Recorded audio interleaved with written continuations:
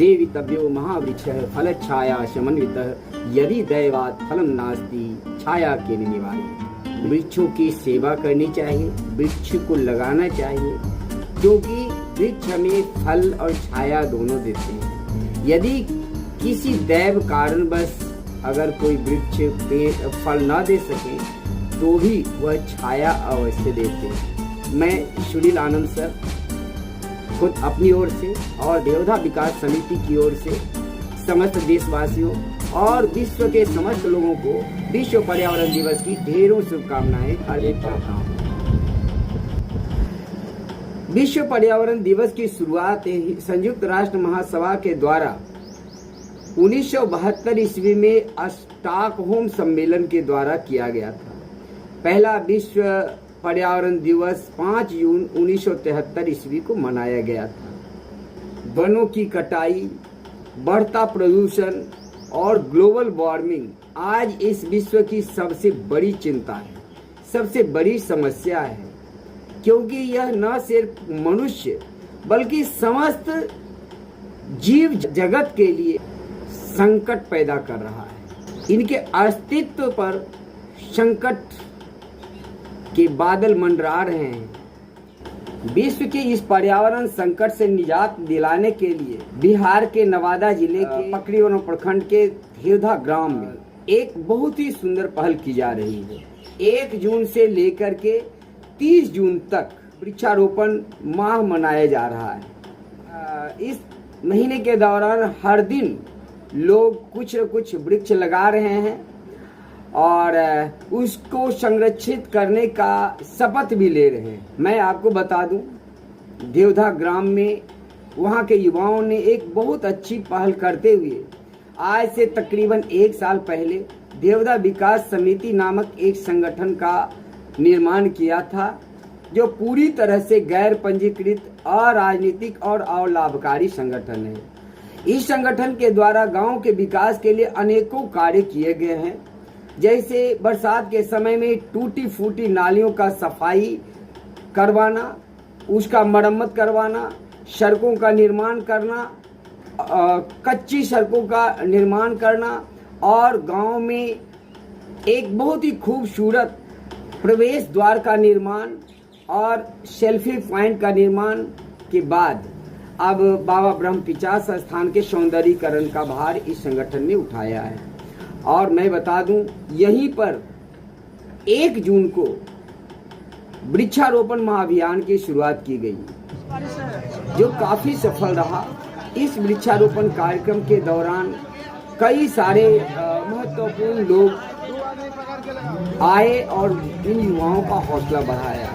पकड़ी ब्रह्मा के डीएसपी श्री सुजय विद्यार्थी जी, सौरभ कुमार जी, इंस्पेक्टर प्रशांत कुमार जी और पटरी वर्मा थाना के प्रभारी रंजन चौधरी जी ने युवाओं को वृक्षारोपण कार्यक्रम के लिए प्रोत्साहित किया और उनके इस कार्यों की भूरी भूरी प्रशंसा की। इस कार्यक्रम में सभी जनप्रतिनिधियों को भी बुलाया गया था, जिनमें से कई जनप्रतिनिधि शामिल भी हुए थे। मैं बता दूं, इसका दूसरा चरण 7 जून 2026 को रखा गया है और इस दिन नवादा जिले के जिला वन पदाधिकारी श्री श्रेष्ठ कुमार कृष्णा जी मुख्य अतिथि के रूप में पधार रहे हैं। उनके साथ ही सेखो दौरा आश्रम के तमाम वरिष्ठ पदाधिकारीगण भी पधार रहे हैं और इनके साथ साथ ही इस क्षेत्र के कई लोक गायक,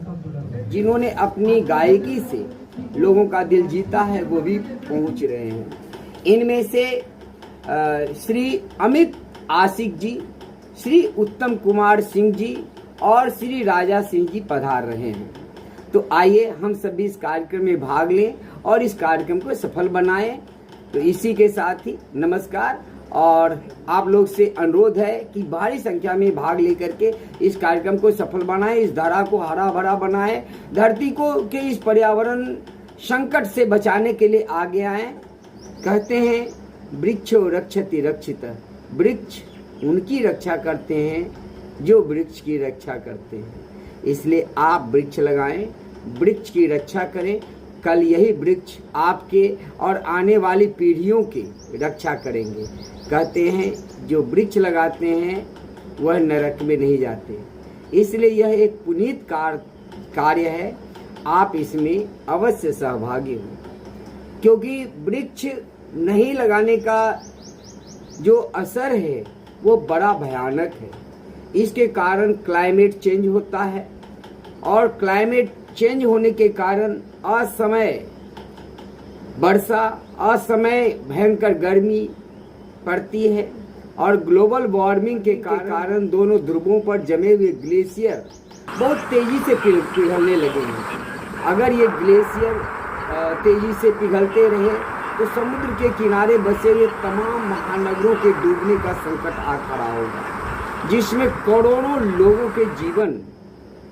लोगों के साथ साथ सभी जीव जंतुओं के जीवन पर संकट आ जाएगा। दूसरी ओर ग्लोबल वार्मिंग के कारण जो ग्रीन हाउस गैसों का उत्सर्जन हो रहा है, उससे ओजोन परत में छिद्र हो रहे हैं। कार्बन डाइऑक्साइड, क्लोरोफ्लोरोकार्बन जैसी विषैली गैसें हमारे रक्षा कवच ओजोन परत में छिद्र बना रहे हैं और उसको कमजोर करते जा रहे हैं।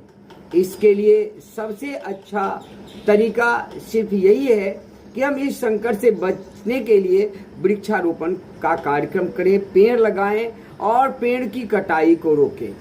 आइए हम सब अपनी जिम्मेवारियों का निर्वहन करें, सब मिलकर के वृक्ष लगाएं, वृक्षों का संरक्षण करें और इस पुनीत कार्य से अपने जीवन को धन्य करें। आने वाली पीढ़ियों के लिए एक सुरक्षित और हरा भरा इस धरती को छोड़ करके जाएं।